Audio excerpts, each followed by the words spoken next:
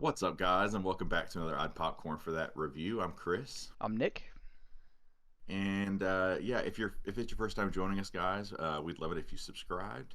But today we're talking about the new Garth Edwards movie, The Creator, and yeah, we haven't talked about this at all yet. We just got done seeing it, so yeah, I think there's a lot to like here. I just right out the gate, I want to say, like visually, this is really great sci-fi, and the scale is done really well and looks really epic. Uh, what were some standout things to you? What were some positives for you?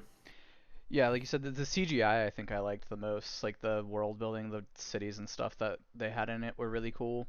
Uh, the robots or AI robots, whatever they are, looked really cool. Mm. Um, yeah, Reminded me of Rogue One for sure. I was Like you gonna get that say, yeah, vibe. I mean, it it's makes sense that it would. It's essentially like we got a little taste of his sci-fi aesthetic with Rogue One, yeah, and then this is it without being attached to Star Wars, which I like. I like that this is not attached to any like pre-existing franchise. To me, that's a nice thing to see at this moment in time. right. But yeah, it looks really nice, and I like that he tried to. I just read that he like tried to make this as traditionally as possible with as much. There obviously is a ton of CGI in this, but like no green screen. Everything was filmed on location. A lot of like, There's some um, beautiful landscapes there, and yeah, they're in like Thailand, I believe, mostly. I think yeah, Maybe maybe for all of it. Um, but yeah, looks really nice. As far as like the story and the plot development, screenplay, all that stuff, it took I enjoyed the latter half or latter third more than I did the rest of it. Like it took me a little while to warm up to. It's not like it's a bad story or anything like that. I was just like trying to figure out how attached I am to these characters at first. It didn't quite have the yeah, weight I thought it would until like they kind of get you in the end, and yeah. we're not going to talk about what happens at the end.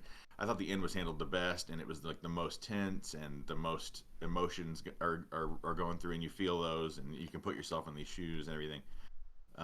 But it didn't grab me immediately like it might other people, and I think it might a lot of people like this might be their favorite movie of the year. So there's a I could lot of see it. positives to say. I definitely feel the same way you did, which I was curious how you were gonna feel. Like I feel like it don't it, it almost felt a little disconnected at some parts. They don't do a very good job, for me at least, of making John or like making the main character likable. I He kind is. of I thought he don't was know. a piece of shit from Yeah, I don't from know how jump. likable he's supposed to be. I mean, I think it's hopefully it's a redemption story because I don't you don't really he's pretty bad. Hmm. Like especially when you find out. I guess that's to some level a spoiler, but I like mean, it's like the there's first a thing that happens in the movie, though. But yeah, yeah, I but guess well, when yeah, it gets a little deeper into it, but yeah, I guess we can say that much is that he is a like undercover operative working for the U.S. government who has. Well, we should lay a little bit of groundwork. The in this universe, sci-fi was. I'm presuming sci-fi was, or I mean, not sci-fi, AI. AI and robotics and everything were much more advanced a lot longer ago. Like we see, the opening is, Looks like the 50s or something. yeah, 50s or 60s. This is already. I mean, it's obviously very primitive, but it's like a more advanced than we were at, and it keeps advancing along at a much higher rate than we were. And then in something like 2055, I believe. Um, am I right about that? When That the like sounds right, the because I event think happened? I think so, because the movie takes place in like 2065. So yeah. Yeah. So 2055, AI detonates a nuclear bomb in Los Angeles, killing millions of people. And this is like, almost a 9/11 type story that's been remembered. And we see a clip uh, of the 10-year anniversary of that and them kind of reminding everyone, kind of like a never forget thing. I was getting strong 9/11 vibes, but like just reminding everyone that this is why we're at war with these people, and as far as the West goes, this is illegal, and they will fight them everywhere we find them.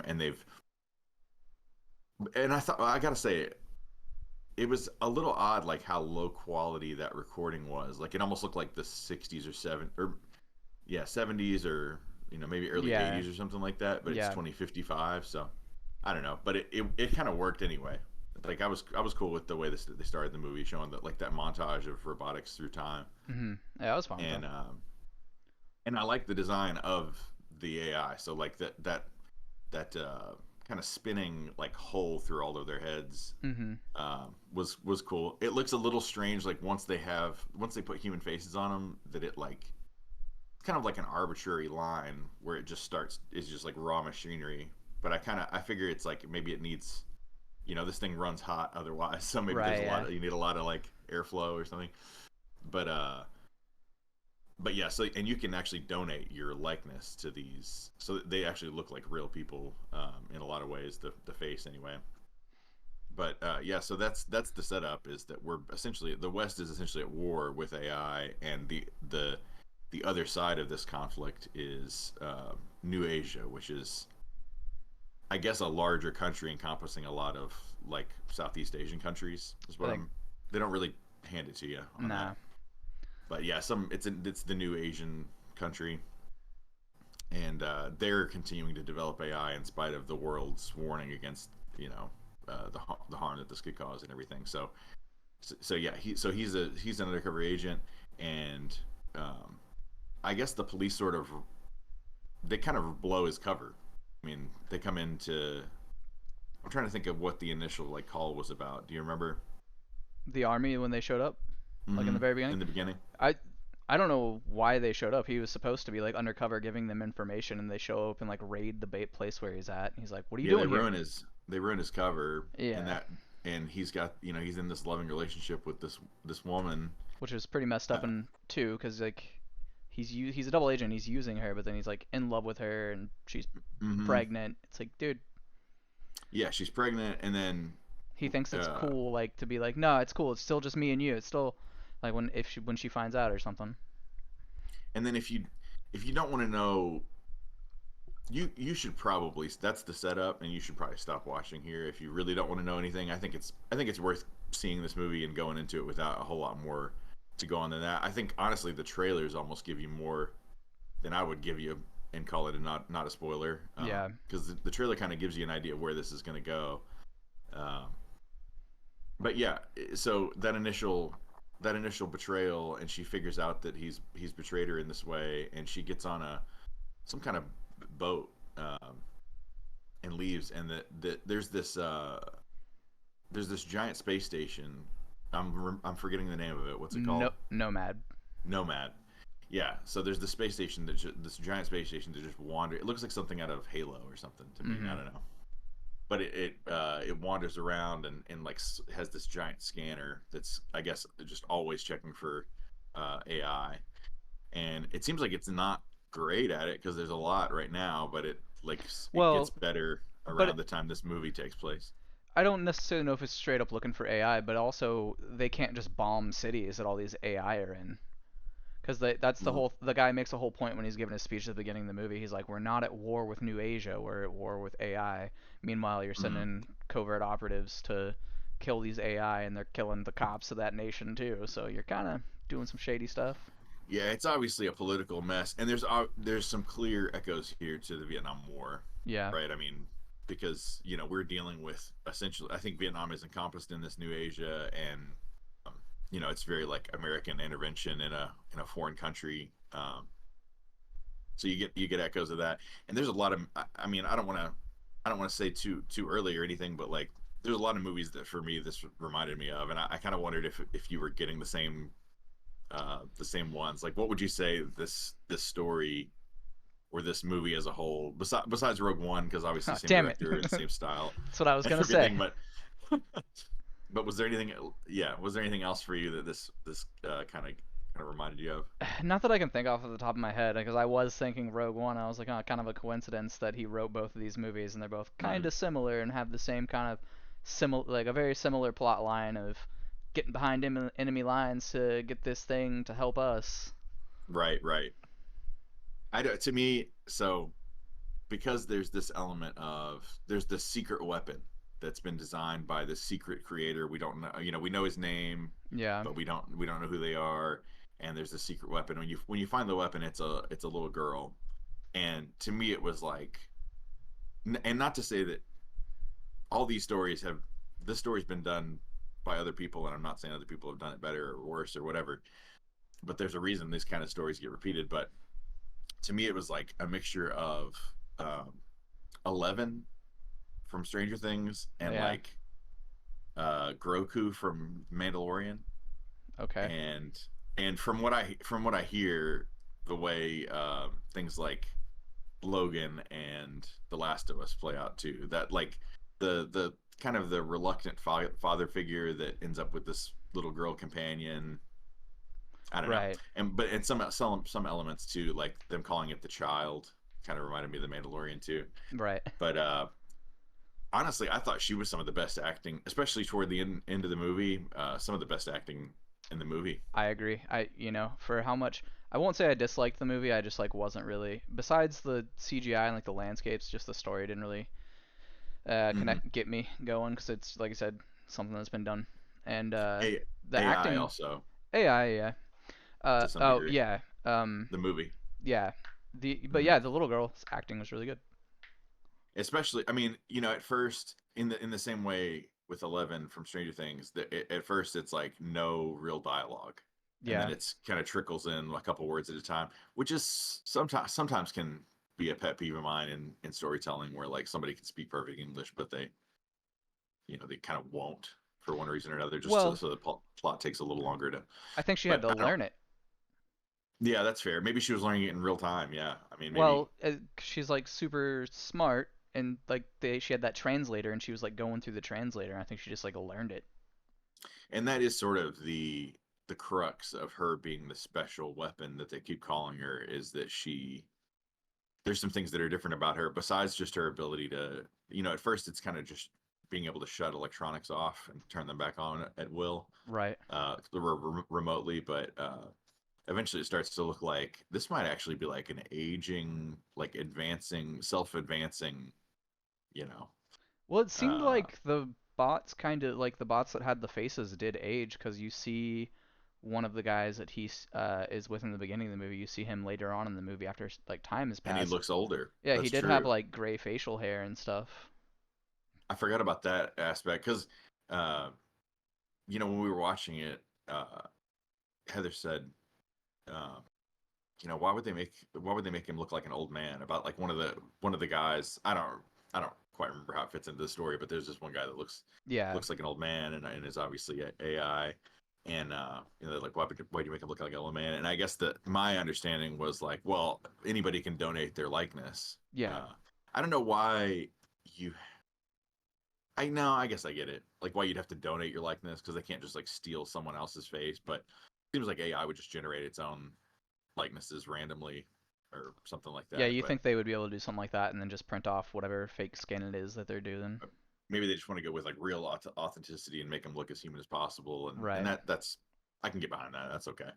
Uh, but yeah, if they're actually aging, if they're all aging, that's a little bit of a plot hole because I thought that was like the I kind thought of that the was the big, big thing. Well, maybe it's but partly maybe it's just the telekinetic or not telekinetic, but remote shut yeah, off. yeah.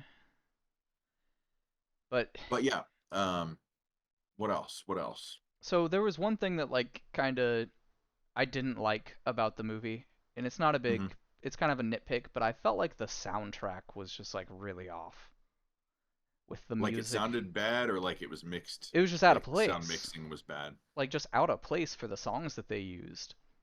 Like they're flying in to go invade this like town or whatever, and like everything in its right place is playing by Radiohead, and it just I don't know. It didn't seem like the Well, right song for me, but I will maybe say I'm I'm biased because like that's just one of my favorite songs I of all do yeah time. no I do love that So song, but so I it probably seemed wasn't out even of thinking about. yeah You know what I mean? It's a really ironic title for a song that you feel like didn't fit in yeah. because But everything in there its I right can't remember place. what the other songs were, Uh, but there were a couple other ones that I was like, this doesn't seem like it's right for this scenario. But Yeah, I mean the score itself. I am a big Hans Zimmer fan. I know it's there's a little bit of a formula to Hans Zimmer score, but I think there's a reason that guy is asked to do a whole lot of right film scores, and it does. He's good with epic. You know what I mean? There's a reason. There was a couple times in here where I was feeling like reminded a little bit of Dune, from a couple years ago, and I remember Hans Zimmer did that score too, Yeah. and just the large scale of everything, and mixed with that Hans Zimmer score, I did get kind of some echoes of Dune as well. But I did like Dune more than this, but I think it's good. I've kind of like I think I need to sit with it for a little while, and it's kind of like it grows on me a little. It's just that I'll say this one last thing, and I'll quit picking on it because I do like the movie, but the dialogue is kind of super basic, and maybe they wanted the dialogue to not get in the way. Not every movie has to have like super intense, in-depth dialogue. Like the story here, it's a lot of visual storytelling, and Yeah. you can do that. You know, Yeah, that's fine. um, but like there's nothing really quote worthy here. If you were thinking of like what's a line that you're gonna remember from this, it's all Yeah. pretty like drop the bomb and like we got company and you're gonna want to see this. Yeah. I don't know. I felt a little. Again, the last third I think was improving on all aspects here, but yeah, a little thin on the storytelling and the written dialogue. On the page, it's pretty sparse. I feel like at least in the beginning, it felt a little sparse. Also, did you notice that that's Sturgill Simpson in this Wait. movie? Which one? The guy who it's like his partner, and that this is how we find out how much, like, to what degree he's really kind of screwed over his wife. Uh, and then Like, we flash forward to him, and he's dating like he's okay. dating a robot himself. I didn't realize that. Yeah, that's Sturgill Simpson. I I mean, don't think I've ever seen him in anything. He's been in a couple things before this, he was in the Righteous Gemstones most recent season. mm. But yeah, John David Washington. I need to see more John David Washington to see how I really feel, because I don't think Amsterdam was really that great of a movie, and so I don't want to judge him for that. And Nepotism. I need to rewatch Tenet, but I did kind of yeah, I like haven't I Tenet. haven't really seen like a blown away, but I've heard good things about like Black Klansman, and Oh there's some yeah, movies yeah, where I've heard he's really good in, so I need to keep giving him a chance. Obviously, his dad's one of the greats, so yeah. there is something in my head that says like give him. It's not like he's bad at all. It's just like Average, maybe. I don't oh, know. and I do like what's the guy's name? I have to look it up. I do have one thing. It is kind of another downside of it.